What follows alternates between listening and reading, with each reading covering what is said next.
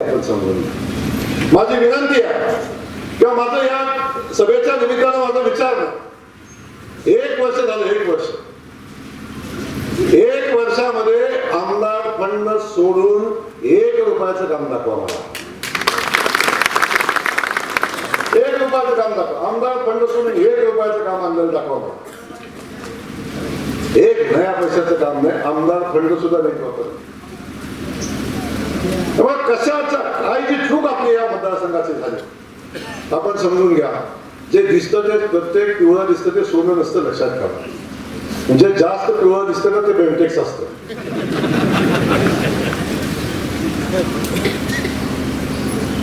आणि काही दिवस गळ्यात लागलं की मग कलर निघून जातो इकडनं आणि मग कळायला लागतं ते बेंटेक्स आहे. पण बेंटेक्स कळायला सुद्धा 2-3 वर्ष जातात. ही एका वर्षातच कळालं. माझी विनंती आहे, बाकी सगळे विशेष होता, पण माझं या निमित्तानं सांगणं आपल्याला एका चांगल्या नेतृत्वाच्या पाठीशी उभं राहणं आपलं कर्तव्य आहे.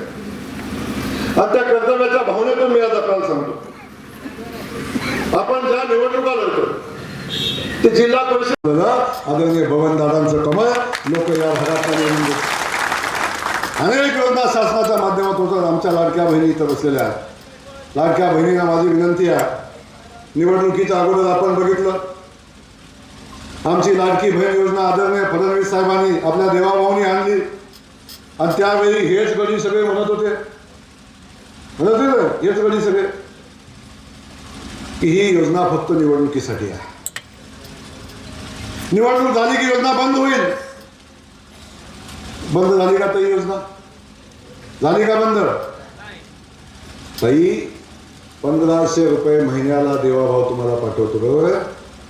सक्का भाऊ सुद्धा राखी पौर्णिमेला राखी बांधायला गेला तर 100ची नोट टाकताना बायकोकडे 3 वेळा बघतो.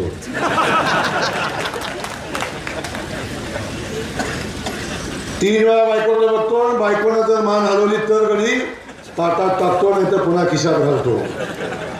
साडीचा जमाना गेला. साडीचा जमाना गेला.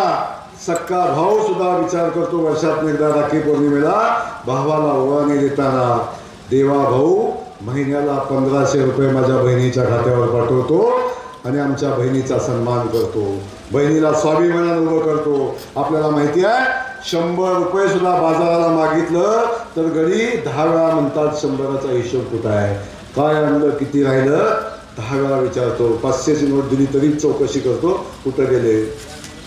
त्या गड्याला आता विचारायला लागतं तुझ्या अकाउंटला किती शिल्लक आहेत ग. ही परिस्थिती आमच्या देवाभावाने निर्माण केली, लक्षात ठेवा. त्या सगळ्या लाडक्या बहिणींना सांगा, जो भाऊ आपला सन्मान करतो त्या भावाच्या पाठीशी उभं राहिलं पाहिजे, त्या भावाच्या कमळाच्या पाठीशी उभं राहिलं पाहिजे. आपण सगळे शेतकरी बांधव